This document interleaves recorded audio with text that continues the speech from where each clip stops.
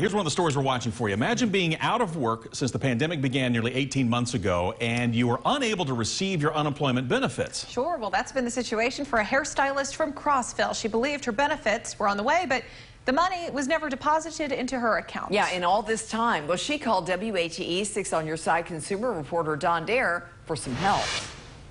Well, Lori, Carol Johansson's frustrating experience dealing with unemployment, we have heard that story before. Some hairstylists are considered self-employed or independent contractors. Under the regulations, they are eligible for pandemic unemployment assistance. But as we have reported, for independent contractors, there are often delays, some sort of hang-up in receiving their unemployment benefits. For over 30 years, Carol Johansson has been a hairstylist. Her latest job was at this nursing home in Crossville. That was nearly 18 months ago when the pandemic began. And they closed the nursing home down. Nobody was allowed to come in to take care of any of these residents that were there. So you've been unemployed for a long time. I have. Wow, a year and a half. Yep. What's that been like, trying to make ends meet? Struggle. It's been a definite struggle. Through this, I lost my husband as well, so therefore, that was even harder. I'm so sorry to hear that.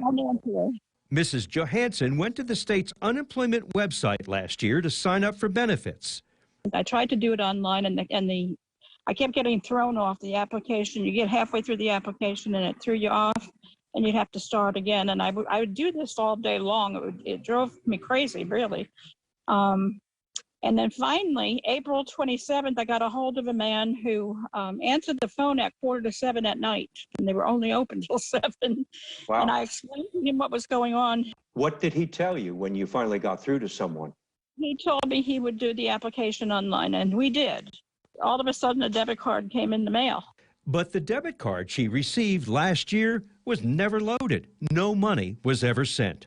I wrote 3 letters last year during those months to the Department of Labor. I faxed them in and I hard copied them in, and no response to any of them, explaining the whole situation to them and why isn't something happening. Carol wants to go back to work. However, the second wave of COVID keeps residents at the nursing home isolated. And that debit card from the state has yet to be filled. You get online, and they would put you on hold for about 10 minutes, and then boom, it would disappear. And you'd have to start all over again.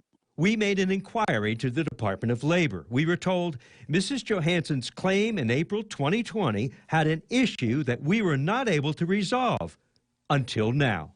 We contacted the Labor Department just a few days ago, and they said that they're going to expedite your account.